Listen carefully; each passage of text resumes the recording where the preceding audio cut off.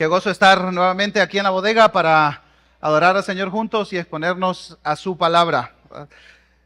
Como pastores ancianos de Iglesia Reforma estamos muy agradecidos por las oportunidades que Dios nos está dando para unirnos a su misión, no solo aquí en Guatemala, sino hasta los confines de la tierra. Y escuchar a Marielos realmente es una respuesta a muchas oraciones. Hemos rogado que Dios levante obreros entre nosotros para la predicación del Evangelio. Por supuesto, a través del ejemplo de Marielos, nosotros estamos viendo que Dios obra de maneras que no necesariamente nosotros planificamos estratégicamente, ¿verdad? Él tiene sus formas de avanzar su misión y Él lo hace con o sin la cooperación voluntaria de su pueblo, ¿verdad? Él mueve personas a Guatemala, Él mueve personas de Guatemala para otros lugares, ¿verdad? Según sus propósitos soberanos para extender su reino en este mundo. Pero hermanos, hermanas, lo que anhelamos con todo el corazón es que Dios nos use voluntariamente para la extensión del Evangelio y que como iglesia podamos intencionalmente discernir dónde Él nos está invitando a participar, dónde tenemos que enviar recursos, dónde tenemos que enviar obreros, miembros de nuestra iglesia que vayan. Así que le damos gracias a Dios y a Marielos también por abrirnos la oportunidad de colaborar con lo que Dios está haciendo en tu vida y hará a través de ti entre las naciones. Y yo creo que no lo planificamos realmente, ¿verdad? Comenzar esta serie de 1 Tesalonicenses y enviar a Marielos, eso no estaba planificado, pero es una excelente manera de comenzar esta serie que tenemos frente a nosotros y pronto sabrán por qué estoy diciendo esto. Querida iglesia, esta serie se basa en la primera carta de Pablo a los tesalonicenses y estaremos todo el mes de septiembre y todo el mes de octubre, cada domingo, estudiando esta carta con el favor de Dios. Ahora, por año y medio nosotros estudiamos Génesis y por si no lo sabían, Génesis es un poco diferente a primera Tesalonicenses. Bueno, sí, ya lo sabían pues, ¿verdad? Pero yo me di cuenta mientras estudiaba para este sermón que yo mismo necesito cambiarme el chip. Génesis es en su mayoría narrativa, Primera Tesalonicenses es una carta y hay mucha diferencia en cómo escribe Moisés, el narrador de Génesis, y cómo Pablo escribe su carta a los tesalonicenses. Además, hay bastante tiempo de diferencia. Génesis se escribió y describió, narra los primeros siglos de la historia humana, mientras que Primera Tesalonicenses nos narra los inicios, el nacimiento de la iglesia. Así que tendremos que cambiar nuestro chip mientras nos sometemos a las escrituras, entendiendo y reconociendo que no importa cuál es el género literario que estemos estudiando. Como dijo Pablo, toda la escritura es inspirada por Dios y útil para enseñar, para corregir, para instruir, para redarguir en justicia, para que maduremos y seamos equipados como hijos e hijas de Dios para la gloria del Señor. Así que en síntesis, toda la carta, hoy vamos a estudiar capítulo 1, pero toda la carta de 1 Tesalonicenses nos enseña lo siguiente. La esperanza del regreso de Cristo, obtenida en nuestra salvación, nos consuela en medio del sufrimiento y nos motiva a vivir de una manera digna de Dios. Iremos desgranando todas estas ideas a lo largo de la serie, ¿verdad? No solo en este sermón. Más bien, este sermón va a ser la introducción a la serie. Así que nos tenemos que concentrar en la historia que rodea la carta de Primera Tesalonicenses. Junto a la carta de Gálatas, Primera y Segunda Tesalonicenses son las cartas más tempranas de Pablo para las iglesias, ¿verdad? Ustedes saben que Pablo escribió 13 cartas a diferentes iglesias y personas. Y Gálatas, Primera y Segunda de Tesalonicenses fueron las primeras 3 que él escribió. Se calcula más o menos que el tiempo en que Pablo escribió esta carta fue 20 años después de la muerte, resurrección y ascensión del Señor Jesucristo. Entonces realmente no estamos hablando de mucho tiempo después de que Cristo dejó a sus discípulos con la gran comisión. Ahora, para comprender el contexto de esta epístola necesitamos hablar de la cronología de los eventos. Y esta narración la encontramos en el libro de Hechos. Así que durante los próximos minutos vamos a estar yendo de Hechos a Primera Tesalonicenses y luego de regreso a Hechos. Así que les pido que me sigan y tengan un poco de paciencia.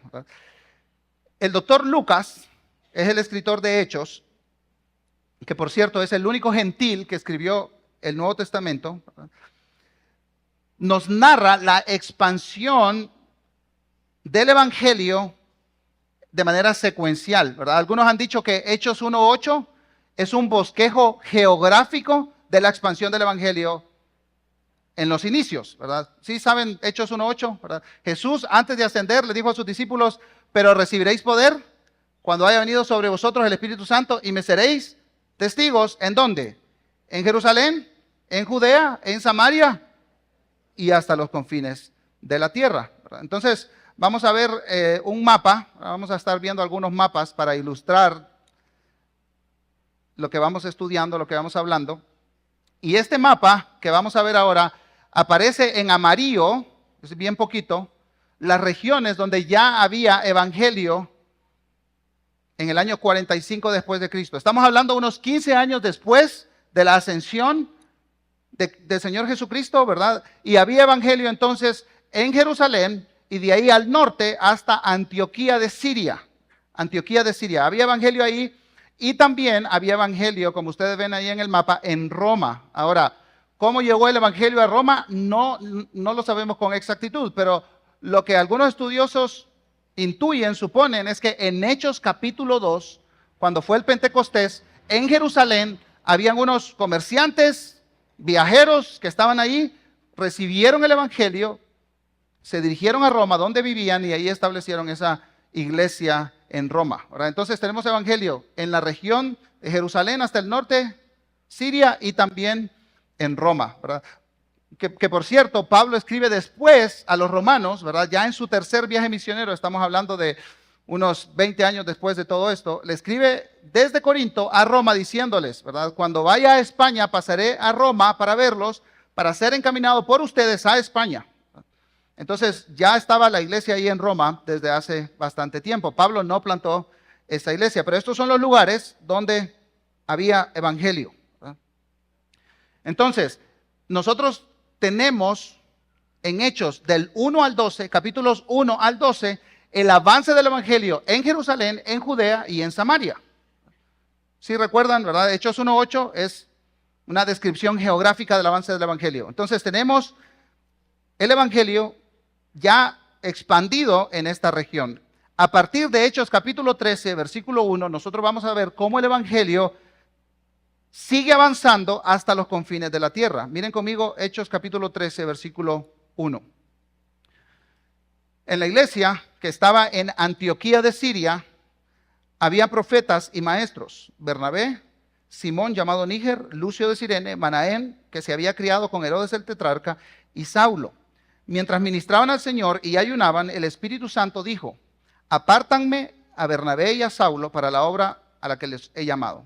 Entonces, después de ayunar, orar y haber impuesto las manos sobre ellos, los enviaron. Algo como lo que hicimos hoy con Marielos. A partir del capítulo 13, se nos narra entonces la expansión del evangelio hasta lo último de la tierra, comenzando con el primer viaje de Pablo y Bernabé, cuando fueron enviados por la iglesia en Antioquía. Entonces, vamos a poner otro mapa ahora que va a mostrar la ruta del primer viaje misionero del apóstol Pablo. Entonces, Hechos 13:4 dice que salieron de Antioquía, descendieron a la ciudad que está al sur, que se llama Seleucia.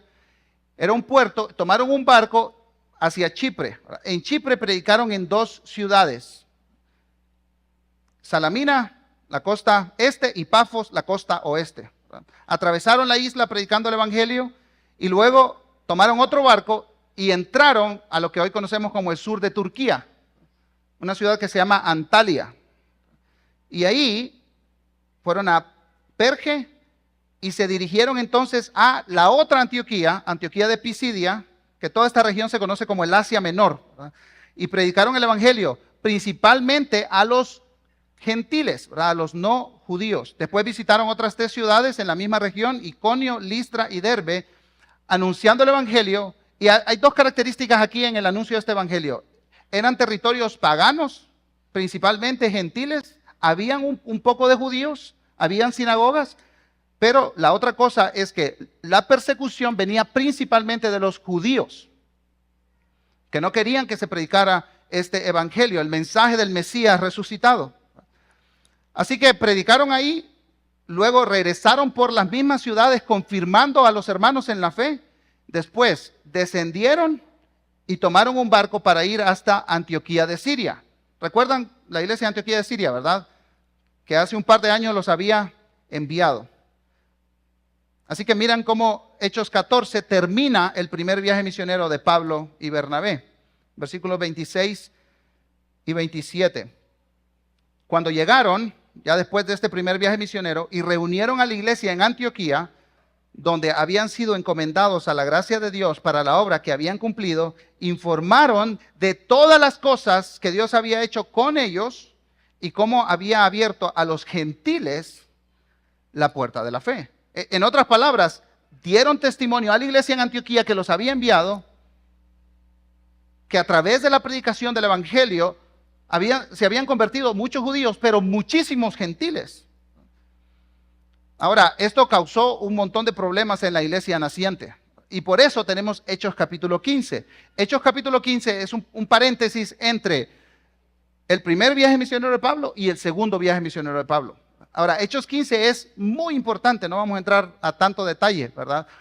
Pero Hechos 15 narra el primer concilio de la iglesia que tuvo lugar en Jerusalén. Ahora, ¿por qué Hechos 15 es trascendental para la historia de la iglesia? Lo que sucede en Hechos 15 es que se le quitan, por decirlo de alguna manera, las ataduras religiosas judías al evangelio.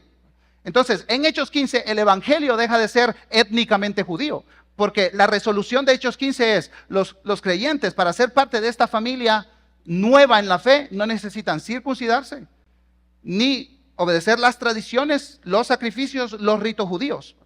Solo él dice un par de cosas con respecto a la fornicación, la carne sacrificada a los ídolos y el consumo de carne, de sangre. Entonces, vemos al final de Hechos capítulo 15 que Pablo y Bernabé tienen una discusión muy fuerte entre ellos, ¿verdad? Y se separan.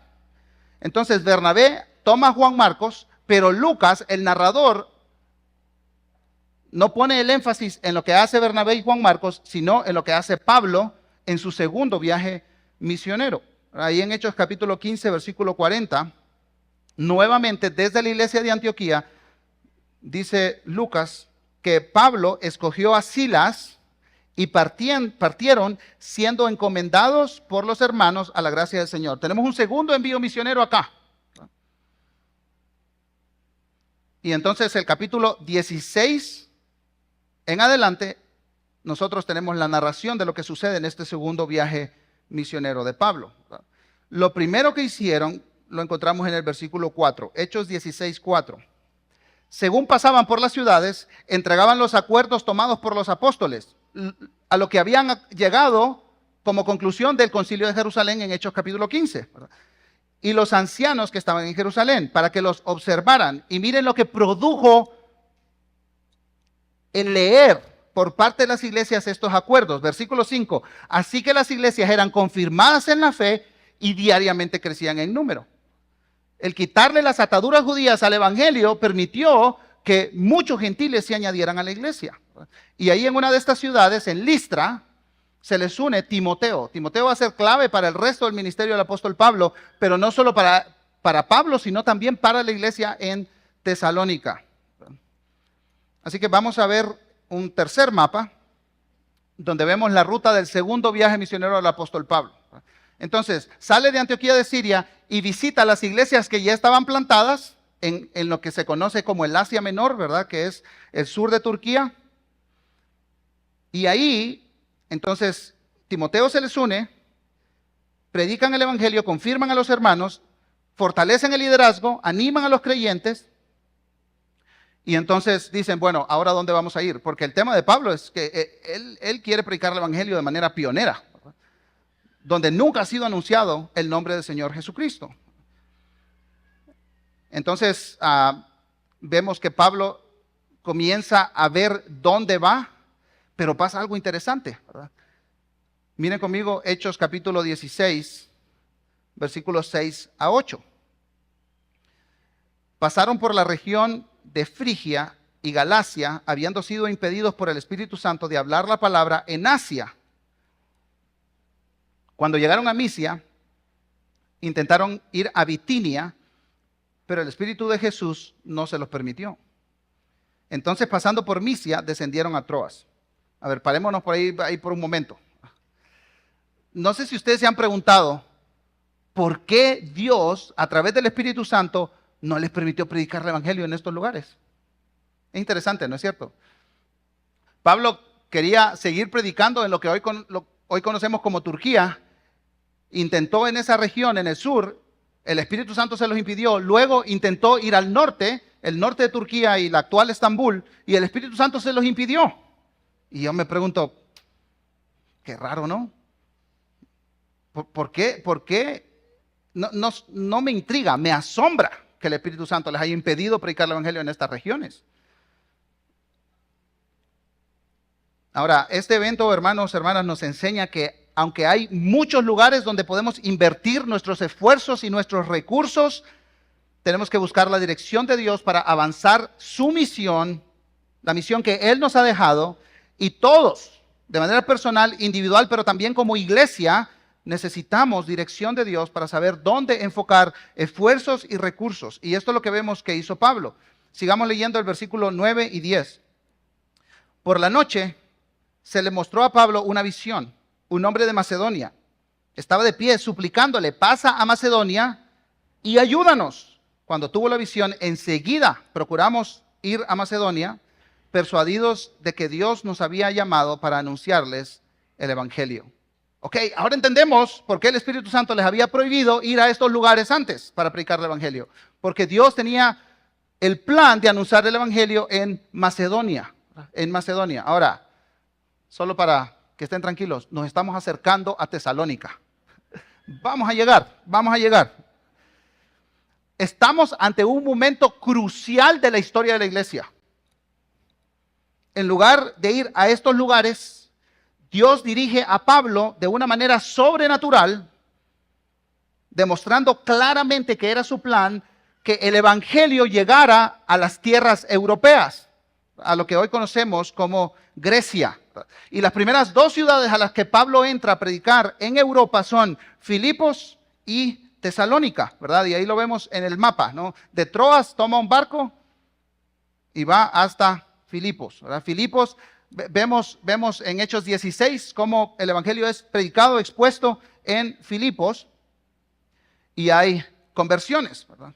Y entonces llegamos a Tesalónica. Ahora, tal vez algunos están diciendo, híjole, esta es la introducción del sermón, ¿verdad? ¿Cómo va a ser el resto? No se preocupen, vamos bien. Ahora, es crucial aquí entender algo sumamente importante. En todos estos lugares, hermanos, no se había escuchado el Evangelio del Señor Jesucristo. Voy a repetir eso. En todos estos lugares no se había escuchado el Evangelio del Señor Jesucristo. No habían iglesias plantadas, no habían creyentes, no habían radios cristianas, no tenían a Coram Deo y a Holding Grace para comprar Biblias y libros centrados en el Evangelio.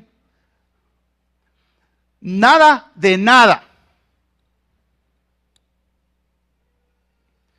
Y el plan de Dios es avanzar su misión y entrar a estos territorios paganos, llenos de ídolos, para llevar el mensaje salvador del Evangelio. Y entonces entendemos por qué Dios dirigió sobrenaturalmente a Pablo. A partir de Hechos 16, nosotros vamos a ver un montón de conversiones, comenzando con Lidia, ¿recuerdan? ¿Verdad? Llega Pablo a Filipos, en la sinagoga no lo escuchan y se va a la orilla de un río. Hay unas mujeres ahí, ¿verdad? Está Lidia, que hace estas cosas con púrpura, no tiñe la tela con púrpura. Es una mujer muy adinerada. Escucha el Evangelio de la salvación, es transformada por Cristo. Y Lidia dice, ven a mi casa, mi familia necesita escuchar este mensaje. Y comienza la salvación. Por el paganismo y el judaísmo estaban en contra de la predicación del Evangelio. Entonces Pablo y el equipo misionero, Silas, Timoteo, son encarcelados. Y entonces están cantando, ¿verdad? Porque es lo que uno tiene que hacer en la cárcel, ¿no es cierto? Están cantando y un gran terremoto. ¿Y quién se convierte en la cárcel? El carcelero de Filipos. Y el carcelero dice, tienen que ir a mi casa. Mi familia necesita escuchar esto. vemos salvación, salvación, salvación en estos lugares donde nunca se había escuchado el mensaje del Evangelio. Así que Pablo se entendía a sí mismo como un instrumento para la predicación pionera del Evangelio. Y entonces en este contexto llega Pablo a Tesalónica. ¿Vieron? Les dije, vamos a llegar. Ustedes que se angustian, ¿verdad? Primera Tesalonicenses, vamos a leer capítulos 4 y 5. Sabemos, hermanos amados de Dios, de la elección de ustedes. Porque nuestro Evangelio no vino a ustedes solamente en palabras, sino también en poder y en el Espíritu Santo y con plena convicción, como saben qué clase de personas demostramos ser entre ustedes por el amor que los tenemos. Y aquí vemos en estos dos versículos los 4 elementos que llevan a la salvación. Si tú en algún momento te preguntas, ¿cómo una persona llega a ser salva? Aquí Pablo nos explica. Aquí están los 4 elementos. En primer lugar, la elección de Dios. En segundo lugar, el Evangelio de Cristo. En tercer lugar, la convicción del Espíritu Santo. Y en cuarto lugar, el testimonio del mensajero. Estas 4 cosas tienen que estar en su lugar para que se produzca la salvación. Ahora, no podemos ahondar en cada una de ellas, pero vamos a considerar algunas reflexiones comenzando por la elección. Sí, escucharon bien, elección. Como que hay muchos que molesta un poquito esa palabra. Pero para Pablo es muy claro, y ya nosotros lo vimos, hermanos, en la dirección sobrenatural del Espíritu Santo para que Pablo vaya a Macedonia. Pero para Pablo es muy claro, la salvación de los hermanos y hermanas en Tesalónica fue por elección de Dios. Constantemente Pablo define a la iglesia como la congregación de los elegidos. Entonces no le tengamos miedo a esa palabra. La discusión de la soberanía de Dios en la salvación y la libertad humana se ha debatido durante siglos. Pero miren lo que menciona el escritor Michael Martin. Primera Tesalonicenses no presenta ni la elección divina ni la voluntad humana de manera que disminuya una a la otra. No se intenta conciliar lógicamente. De hecho, ambas verdades se presuponen sin ni siquiera un indicio de que el autor haya reconocido alguna incompatibilidad entre ellas. Desde que leemos que Pablo fue a Macedonia por dirección de Dios, entendemos que en el plan del Padre está la salvación de los tesalonicenses.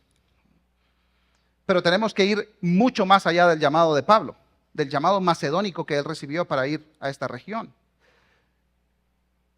Antes de que el mundo y el tiempo existiera, si tú eres salvo, Dios te había escogido. Miren cómo lo dice el pastor Ligon Duncan.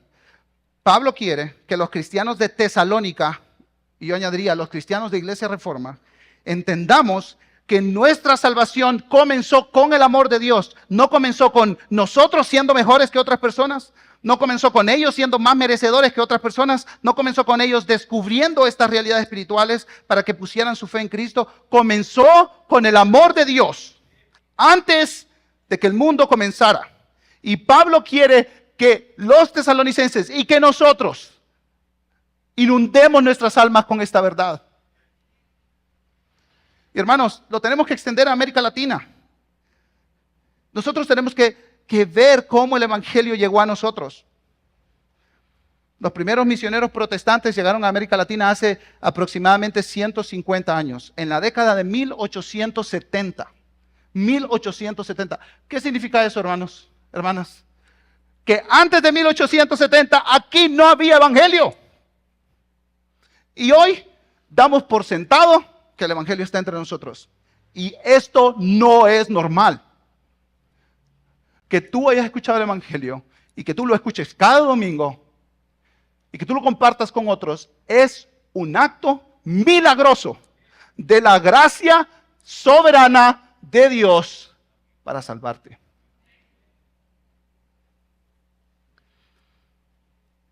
La salvación es un milagro.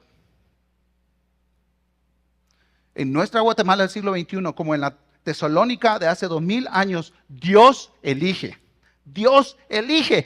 Y tiene que ser así. Porque solo el amor que elige es amor incondicional. Solo el amor que elige no depende de lo que tú hagas, de lo que tú des, de lo que tú seas. El amor que elige fue concedido, fue otorgado desde antes de la fundación del mundo. Y hermanos, hermanas, como tú no pudiste ganar ese amor, tampoco puedes perderlo. Estás seguro en Cristo. Como bien escribió nuestra hermana Catalina Padilla, en Tesalonicenses como en toda la Biblia, quien elige es Dios motivado por su amor. No hay nada bueno en ti, no hay nada bueno en mí. Es por pura gracia. Entonces, el motivo de la salvación es la elección divina. Ese es el motivo. Pero el canal es el Evangelio. Es el mensaje del Evangelio. ¿Y qué es el Evangelio? Bueno, ya los pastores Josie y Steven hablaron los domingos pasados el Evangelio para mí, el Evangelio para otros. Pero sin temor a repetirlo, ¿verdad? Porque siempre hay algunos dormilones, ¿verdad? Aquí hay una síntesis en la que coinciden muchos autores. ¿Qué es el Evangelio? El Evangelio es, por definición, un anuncio. Es un anuncio de algo que Dios ha hecho. Dios, en su amor, ha dado a su Hijo único, el Señor Jesucristo, para morir en lugar de los pecadores, sus enemigos. Jesús vivió, murió y resucitó para que mientras aún estábamos en nuestro pecado e impiedad, pudiéramos ser perdonados, para que el dominio del pecado se rompiera en nuestras vidas.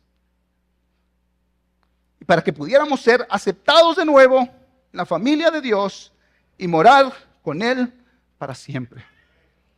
Este es el Evangelio. El motivo es la elección divina, el medio, el canal es el Evangelio, pero el chispazo que enciende la salvación es la convicción del Espíritu Santo.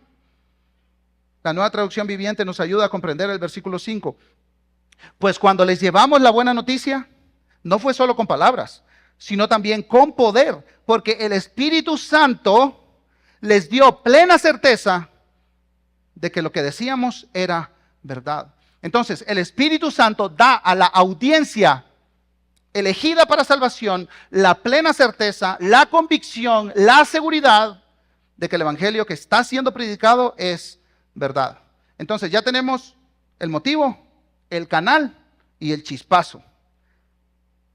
Pero eso no es todo. Hay un cuarto elemento, y es el elemento humano de la salvación. Es el mensajero, o para decirlo mejor, en el caso de los tesalonicenses, los mensajeros.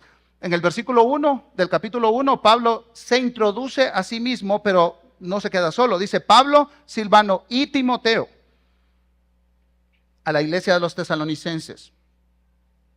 Entonces, sin duda, el apóstol Pablo escribió esa carta, pero incluye a Timoteo y a Silvano, que por cierto, entre paréntesis, Silvano y Silas es la misma persona. Silvano y Silas es la misma persona. Silas aparece en Hechos, que es un nombre un poquito más corto. Silvano aparece en las cartas que Pablo escribió, ¿verdad? Pero estamos hablando de la misma persona. A ambos los incluye en la declaración inicial como participantes del ministerio, la predicación del Evangelio. Entonces ellos fueron los mensajeros que dieron testimonio de la gracia que salva en Tesalónica. Dios así lo decidió. Hay un elemento humano en el escenario de la salvación. Unos años más adelante, Pablo le escribe a la iglesia en Roma: ¿cómo pues invocarán a aquel en quien no han creído? ¿Y cómo creerán en aquel de quien no han oído? ¿Y cómo oirán sin haber quien les predique? ¿Y cómo predicarán si no son enviados? Tal como está escrito, cuán hermosos, o mejor dicho, cuán oportunos son los pies de los que anuncian el evangelio del bien. Muchas veces, especialmente en seminarios teológicos, ¿verdad?, donde hay mucha discusión, pensar y debatir sobre la doctrina de la elección y el llamado a predicar el evangelio nos mete a nosotros en lo que mi buen padre decía, o dice porque está vivo todavía, ¿verdad? Dice camisa de 11 varas. Nunca entendí esa frase, pero mi papá lo dice siempre cuando me meto en cosas innecesarias, ¿verdad? ¿Sí se entiende? No. Está bien. Por un lado, algunos piensan que la conversión y la salvación de las personas depende exclusivamente de lo que ellos hagan o dejen de hacer. Entonces tenés que evangelizar, porque si no, no ocurre la salvación. Y bueno, en un sentido sí es cierto, pues, pero no todo depende de ti.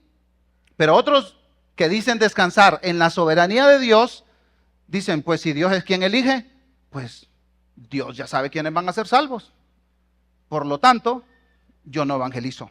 Yo no comparto el mensaje del evangelio. Ahora, esto, hermanos, no es nuevo. Esto es algo viejito. A finales del siglo XVIII, el conocido como padre de la misión moderna, William Carey, estaba con un grupo de pastores británicos animándoles, motivándoles para la predicación del evangelio entre los paganos de la India. Y el pastor, uno de los pastores de más trayectoria, por no decir de los más viejitos, ¿verdad?, se paró y le dijo, joven, siéntate y cállate. Si Dios va a salvar a los paganos, lo va a hacer sin tu ayuda, sin la mía. Pero Pablo nos enseña que ninguno de los dos es el camino. Ni todo depende del mensajero, ni nada depende del mensajero. Hay una combinación de factores para que el evangelio sea predicado en determinada región y personas sean salvas. Y entonces nosotros podemos decir, hermanos, porque Dios es soberano, entonces nosotros compartimos el evangelio. Ahora, regresemos a Hechos, donde nosotros vemos ahí en Tesalónica los efectos de la comunicación eficaz del evangelio. Vamos a leer los primeros capítulos del versículo 17. Hechos 17, 1 al 4. Después de pasar por Anfípolis y Apolonia, Pablo y Silas llegaron a Tesalónica, donde había una sinagoga de los judíos. Y Pablo entró según su costumbre y por 3 días de reposo discutió con ellos, basándose en las Escrituras, explicando y presentando evidencia de que era necesario, y aquí está el evangelio, ¿verdad?, que el Cristo padeciera y resucitara entre los muertos, y diciendo, este Jesús, a quien yo les anuncio, es el Cristo, el Mesías. Algunos de ellos creyeron y se unieron a Pablo y a Silas, junto con una gran multitud de griegos temerosos de Dios y muchas de las mujeres principales. La salvación llegó a Tesalónica. La elección de Dios, el evangelio de Cristo, la convicción del Espíritu Santo junto con sus mensajeros en Tesalónica. ¿Provocando qué cosa? Salvación. Todo esto actuó, hermanos, en una ciudad, más o menos se calcula que Tesalónica tenía unos 200,000 habitantes. Era la capital de toda la provincia de Macedonia, así que era una ciudad muy importante. Y ahí, en esta ciudad, importante en el Imperio Romano, comenzó a nacer la iglesia de Cristo a través de la predicación del evangelio para salvación. Ahora, el tema no se queda ahí, ¿verdad? ¿Eres salvo? Bueno, que Dios te bendiga y nos vemos en el cielo. Vemos ahora que hay un resultado en la vida de los tesalonicenses. Regresamos entonces a 1 Tesalonicenses 1, versículos 6 y 7.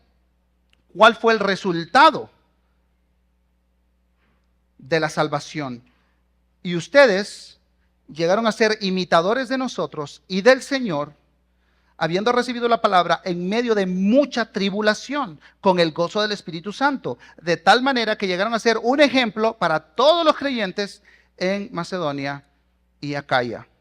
En estos versículos, lo primero que destaca el apóstol Pablo es que el aspecto de esa respuesta que demuestra una conversión genuina es el gozo producido por el Espíritu Santo en medio de la persecución y el sufrimiento.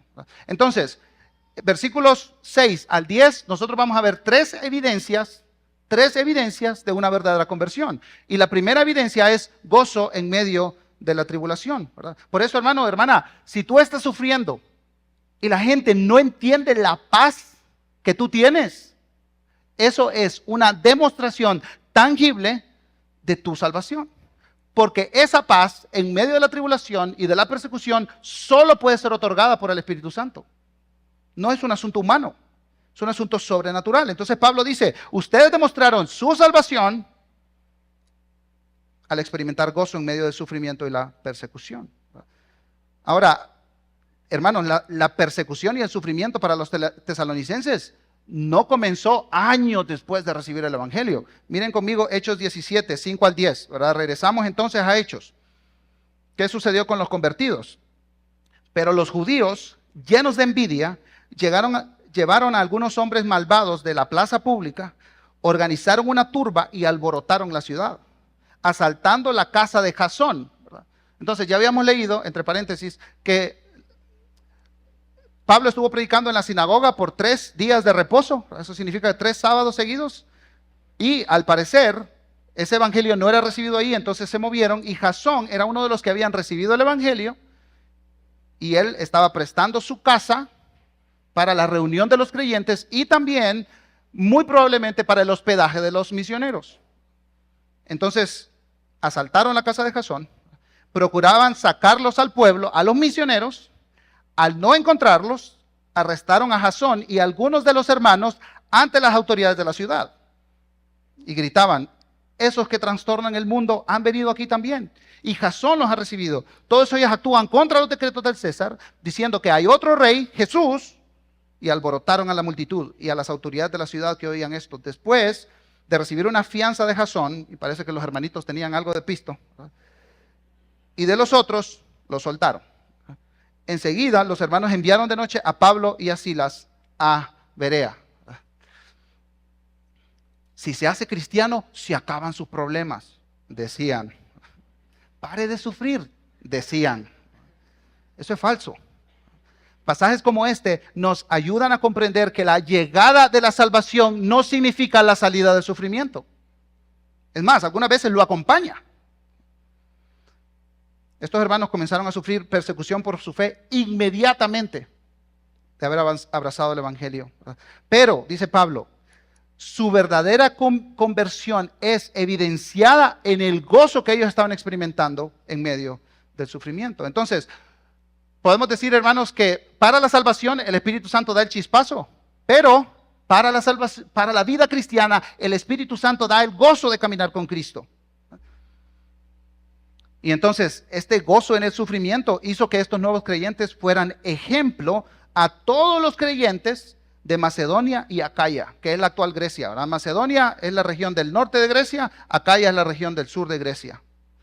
Y su conversión llegó a ser de conocimiento público, ¿verdad? Ahora, eso no es todo. Vamos a ver la segunda evidencia que da muestras de una genuina salvación. Miren conmigo el versículo 8. Porque saliendo de ustedes la palabra del Señor se ha escuchado no solo en Macedonia y Acaya, sino que también por todas partes. La fe de ustedes en Dios se ha divulgado, de modo que nosotros no tenemos necesidad de decir nada. La segunda evidencia de verdadera conversión es la predicación del mensaje del evangelio a otros. Estos nuevos creyentes no solo tenían gozo en medio de la tribulación, comenzaron a compartir el evangelio a donde iban. Dice Pablo, llegaron más allá de sus fronteras. Sus provincias, Macedonia y Acaya, traspasaron fronteras geográficas. Y en el versículo 8, Pablo está diciendo que difícilmente podía ir a cualquier región de Macedonia y Acaya y contar la historia de la conversión de los tesalonicenses sin que alguien le dijera: Pablo, eso ya lo he escuchado. Ya oímos eso. El testimonio de los tesalonicenses ha llegado hasta nosotros, ¿verdad? Y entonces aquí vamos a ver este mapa del segundo viaje misionero, ¿verdad? Realmente el testimonio de los tesalonicenses se extendió muchísimo, ¿verdad? Macedonia y Acaya, ¿verdad? El testimonio de los tesalonicenses llegó hasta Atenas y Corinto, hasta bien abajo. Ellos no solo se quedaron ahí en su círculo, no, aquí hay mucha necesidad, crezcamos acá, ¿verdad? Hagamos grande el nombre de nuestra iglesia. No, ¿qué más? Ellos fueron impulsados por su conversión y por su salvación a predicar el evangelio en otros lugares. Ahora es interesante porque Pablo, si le seguimos la pista a su viaje misionero, él de Tesalónica va a Berea por persecución. En Berea predica el evangelio, los mismos judíos de Tesalónica llegan a Berea y de Berea sale corriendo otra vez, ¿verdad? No es como, mira, este es mi plan estratégico, ¿verdad? No, es como, vámonos, ¿verdad? Y los hermanos de Berea le dicen: Pablo, vete, porque esta gente te va a matar. Entonces llegan a Atenas, ¿recuerdan Hechos 17? Atenas, el discurso de Pablo en el Areópago. Pablo ve algunas conversiones, pero no muchas, y entonces él desciende a Corinto. Desde Corinto, Pablo escribe la carta a Tesalónica. Entonces, más o menos, han pasado un aproximado de 2 años desde que Pablo predicó en Tesalónica y cuando les envía la carta. En otras palabras, hermanos, esta iglesia, estos nuevos creyentes tenían apenas 2 años de ser convertidos y su testimonio se había esparcido por toda la región. Y a lo largo de su camino, Pablo escuchaba evidencia de la predicación del evangelio de los hermanos en Tesalónica, sin la presencia del gran apóstol Pablo. Porque, hermanos, el mensaje del evangelio te transforma nomás. Y no necesitas cobertura para predicar el evangelio. Y entonces Pablo dice, este es testimonio de su verdadera conversión. No solo el gozo, sino testimonio. Y en tercer lugar, la transformación que experimentaron los tesalonicenses. Veamos los últimos 2 versículos del capítulo 1. Dice la palabra del Señor, pues ellos mismos cuentan acerca de nosotros, de la acogida que tuvimos por parte de ustedes y de cómo se convirtieron de los ídolos a Dios para servir al Dios vivo y verdadero. Si vas a algún país de Asia, podrías entender muchísimo mejor este pasaje. Ver cómo en Tailandia, en Bután, en Nepal, en la India, la gente se rinde ante sus ídolos.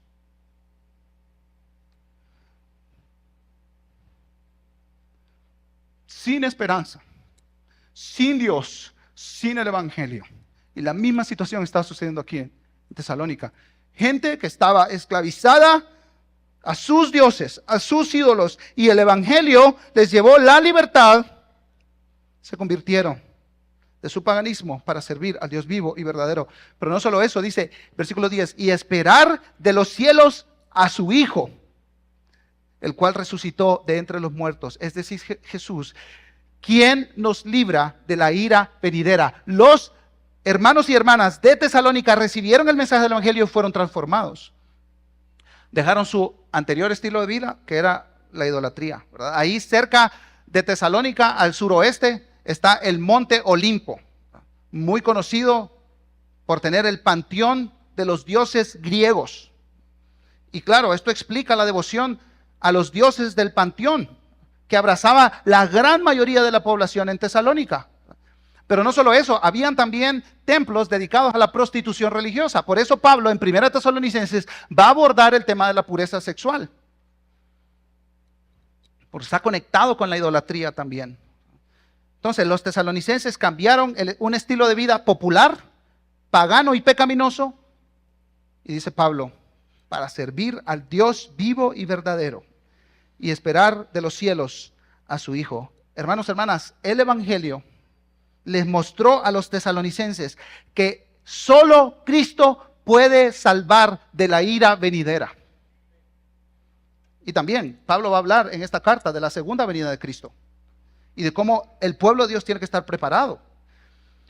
Entonces, la iglesia de Tesalónica, hermanos, es un ejemplo fantástico para nosotros hoy de 2 cosas. En primer lugar, de la comunicación eficaz del mensaje del evangelio.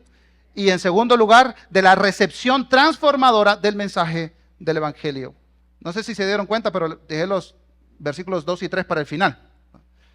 Pablo daba gracias a Dios por los hermanos y hermanas en Tesalónica. ¿Pero por qué daba gracias a Dios? Por esta gran salvación que habían encontrado, por la respuesta milagrosa al evangelio.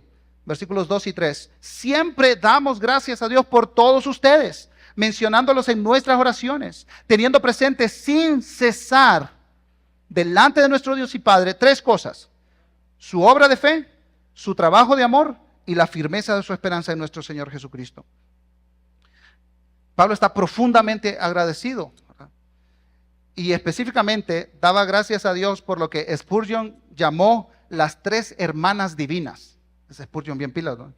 Las 3 hermanas divinas: la fe, la esperanza y el amor. Y dice Spurgeon, la fe que obra con energía es saludable y viva. El amor que manifestaban no consistía en palabras y en amabilidad, sino que trabajaba con disposición. Y en cuanto a la esperanza, esa gracia que mira con ojos vívidos y cargados de expectación y describe cosas aún no vistas, ese era su legado. Y estas cosas, la fe, la esperanza y el amor, son las que el apóstol Pablo estimulará a lo largo de la carta. Lo hizo con los tesalonicenses hace más de 2000 años y esperamos que lo haga con nosotros también, hermanos, al ser expuestos por su palabra estos próximos domingos. El capítulo 1 de Tesalonicenses tiene un mensaje implícito y tiene un mensaje explícito. El mensaje explícito de 1 Tesalonicenses capítulo 1 es que el evangelio predicado rescata a pecadores y los transforma en siervos fieles de Dios. Hermano, hermana, si tú has creído en el mensaje del evangelio, ese es un milagro. Tal vez no te sorprendas, pero es un milagro. La salvación es un milagro. Significa, hermano, que muchas cosas han tenido que suceder para que tú hayas escuchado el evangelio. Dios te ha de haber elegido antes. El evangelio de Cristo tuvo que ser predicado y la convicción del Espíritu tuvo que ser sembrada en tu corazón a través de mensajeros dedicados a la proclamación del evangelio. Así que estamos capacitados para vivir con gozo y para dar testimonio como los tesalonicenses. Ahora, unas palabras de advertencia para los no cristianos entre nosotros. Hay horrores en el juicio venidero, esperando por aquellos que no han creído y recibido el evangelio. Quiera Dios rescatarte de su ira futura con su gracia presente en el Señor Jesucristo. Ahora, este es el mensaje explícito. El mensaje implícito, que no está ahí en palabras, es que la predicación del evangelio sigue siendo una necesidad hoy. Me gustaría mostrarles un mapa de la expansión del evangelio. Esto es en el año 65 después de Cristo, aproximadamente unos 20 o 25 años después de los 3 viajes misioneros de Pablo. Entonces vemos, a comparación con el primer mapa que vimos, que el evangelio se ha expandido. Ya hay evangelio en otras regiones, ya hay evangelio en lugares de Macedonia, de Acaya, el sur de lo que hoy es Turquía, el norte también, hay evangelio. Ahora quiero mostrarles un último mapa. Ese mapa es actual. Los puntos azules representan a los cristianos y los rojos a los no cristianos. Se estima, hermanos, hermanas, que el 86% de los no cristianos del mundo no tienen relación con ningún cristiano evangélico.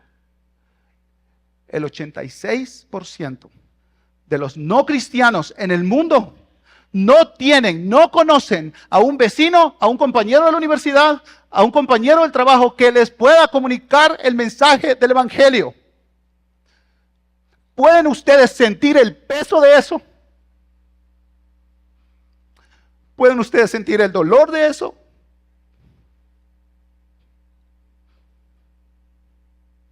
Por eso le llamamos los no alcanzados. Para alcanzarles con el evangelio, escuchen esto, hermanos, hermanas, para alcanzarles con el evangelio no será suficiente si aquí nos quedamos todos en Guatemala y seguimos viviendo vidas misionales aquí. No será suficiente. Es lo mínimo que tenemos que hacer. Pero no será suficiente. Por eso, como iglesia, ustedes, hermanos, no los pastores, ustedes están colaborando para avanzar el evangelio cada mes en Albania, en Macedonia del Norte y en Senegal. Y a partir de hoy en Asia Occidental con Marielos. Pero estamos llamados a mucho más. Estamos llamados a mucho más. Iglesia Reforma, Dios nos está llamando a mucho más. Creemos en el futuro cercano ver a estudiantes internacionales saliendo, conscientes de su misión y de su compromiso. Ver a profesionales dispuestos a vivir y trabajar en otro país para compartir su fe. Queremos enviar misioneros tradicionales, sosteniéndolos económicamente y con nuestras oraciones para la predicación del evangelio en estos lugares. Y queremos también compartir la carga con otras iglesias. Hermanos, Dios está moviendo las iglesias en América Latina. Por eso vamos a celebrar la cumbre misionera en enero, del 8 al 12. Aparta la fecha. Van a venir personas, pastores de Colombia, de Dominicana, de España Y juntos vamos a meditar qué significa para nosotros como iglesia responder ante esta necesidad. Que el evangelio no está siendo conocido en estos lugares. Bien lo dijo John Piper, la meta final de las misiones es la adoración. Las misiones existen porque la adoración no existe. Un día las misiones se van a terminar, ya no vamos a tener más chance de evangelizar, de compartir el evangelio, de viajar, de predicar el evangelio en estos contextos. Ya no va a haber más oportunidad. Pero la adoración va a seguir por siempre. Entonces lo que anhelamos, hermanos, en tu comunidad, en tu casa, en tu barrio, que se predique el mensaje del evangelio. Tú lo conoces, ustedes lo conocen, lo acaban de escuchar. Pero anhelamos mucho más. Queremos, como los tesalonicenses, ser ejemplos de la predicación transcultural del evangelio. Eso nos va a costar mucho. Pero descansamos en la soberanía de Dios y en la fidelidad de su iglesia para obedecer el mandato que tenemos. Vamos a cantar Aleluya por la cruz. Pensemos en que personas de otras naciones, de otras lenguas, de otros pueblos, se unan a nosotros, adorando a Cristo por la salvación de sus almas. Les invito a estar de pie y a responder juntos a Cristo.